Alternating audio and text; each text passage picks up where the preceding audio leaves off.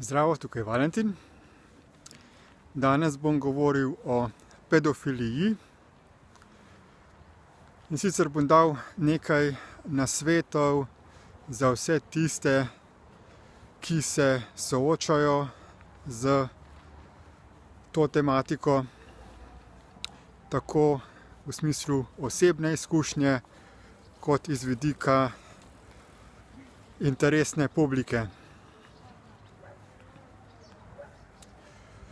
Pedofilija je želja po tem, da bi imeli spolni odnos z mladoletno osebo, večinoma še zelo nezrelim otrokom.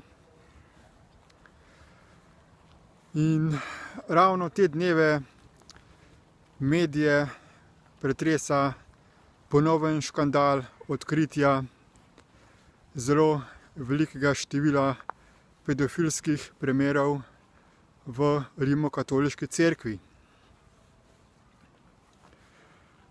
Otroci so pogost prizor na cerkvenih freskah in predstavljajo angelsko nedolžnost in čistost.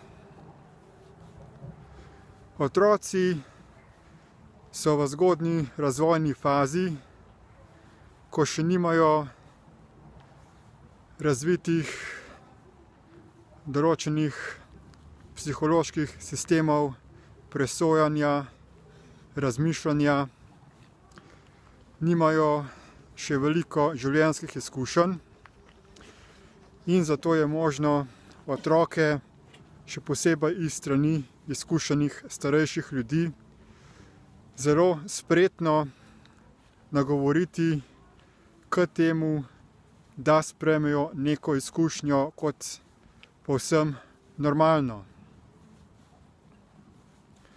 Pedofili običajno otroke zelo počasi navajajo na to, da je izkušnja spolnosti, ki jo želijo imeti z otrokom, nekaj običajnega in pa v primeru cerkvenih škandalov celo nekaj svetega, kot neka oblika služenja Bogu, približevanja Jezusu, doseganja razsvetljenja in podobno.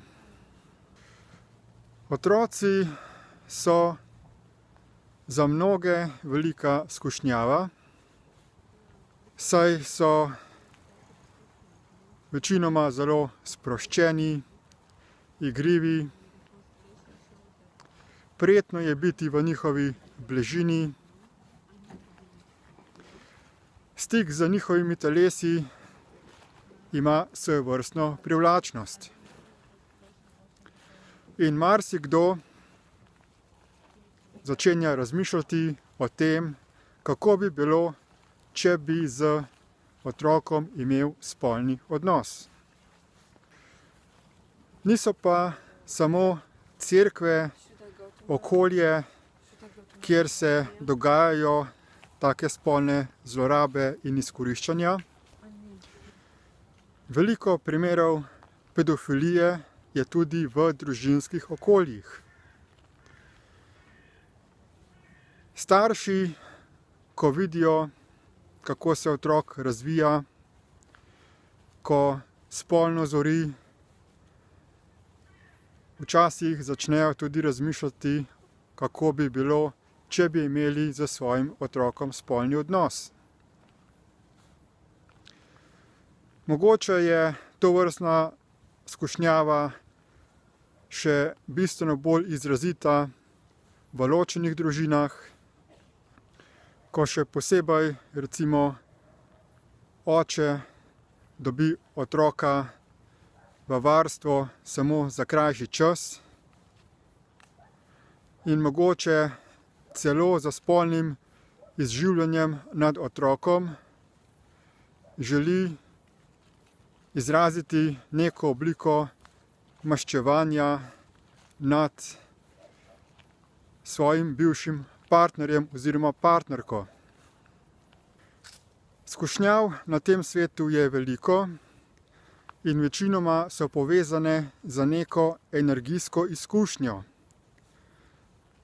Ko doživimo nek notranji, energetski oziroma čustveni vtis.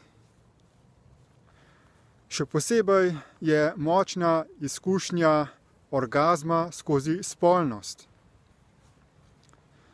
In v povezavi s tem je tudi kar nekaj primerov spolne odvisnosti. Mnogi so zasvojeni z masturbiranjem, z seksom, ker to za njih predstavlja neko vrste droge. In tudi druge zasvojenosti v povezavi z drogami in alkoholom, vse temeljijo na neki vrsti energijske izkušnje.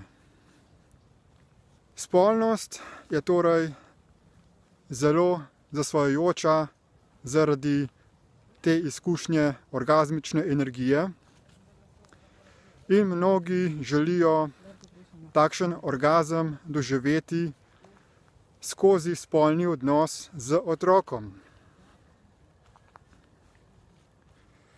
Pri tem se marsikdo ne zaveda, kako škodljive posledice in globoko travmo povzroča tovrstna spolnost.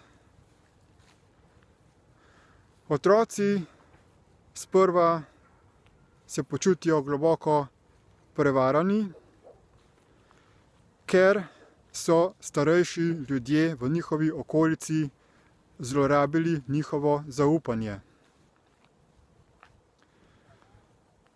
Pogubne posledice pa tudi pustijo na njihovem fizičnem telesu. Otroška telesa namreč niso dovolj spolno razvita in če ima odrasel človek spolni odnos z otrokom, ga lahko močno poškoduje. Koristno je torej, da ne glede na to, kakšno skušnjavo vidimo v sebi, če opazimo, da z izvedbo te skušnjave nekomu lahko škodimo, je na nas, da se ustavimo. Vsak od nas ima moč, da za svojo željo, za hotenjem zaustavi kakršno koli škodljivo nagnjenje. Vsak to lahko stori na ta način, da se pogovori sam s sabo ali z neko drugo osebo ali da preko pisanja ozavesti svoje misli.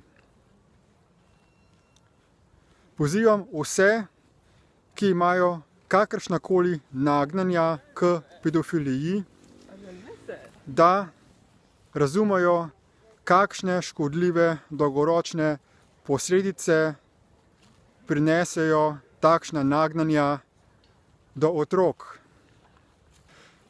V duhu spolne enakopravnosti, ko imajo ljudje različne spolne preference, nekateri so homoseksualci, nekateri heteroseksualni, želijo nekatere skupine celo legalizirati pedofilijo. Ena stvar je sporazumno uživanje v spolnosti z spolno dozorelo osebo, ko na telesu takšen odnos ne pušča nobenih škodljivih posledic. Druga stvar pa je imeti spolni odnos z spolno nezrelo osebo, ko so take posledice zelo hude. Zato nikakor ni opravičljivo, da bi postala pedofilija neka vrsta legalne spolne prakse. Ne moremo na tem svetu uveljavljati vse svoje hipne želje, brez da bi se zavedali, kakšne posledice imajo na druga živa bitja na tem planetu. Vsem priporočam, da ne glede na to, kakšno nagnjenje imajo, najprej globoko v sebi razmislijo, kakšne bodo posledice tega, če bodo ta nagnjenja uresničili v tej fizični resničnosti. Naj torej vsak dela drugemu tako ali tisto, kot bi tudi sam želel izkusiti, če bi bil na njihovem mestu. Naj se vsak vživi v drugo osebo in se vpraša, ali bi jaz resnično rad doživel tisto, kar jaz trenutno želim do te osebe. In za vse tiste, ki imajo kakršnakoli problematična nagnjenja ali zasvojenosti, vas vabim, da se pridružijo naši skupini Destiny, kjer preko spletnih tečajev in preobražanja miselnih vzorcev izkazujemo, kako je možno obvladati vsako skušnjavo, preseči vsako zasvojenost in postati zgledna oseba na tem svetu.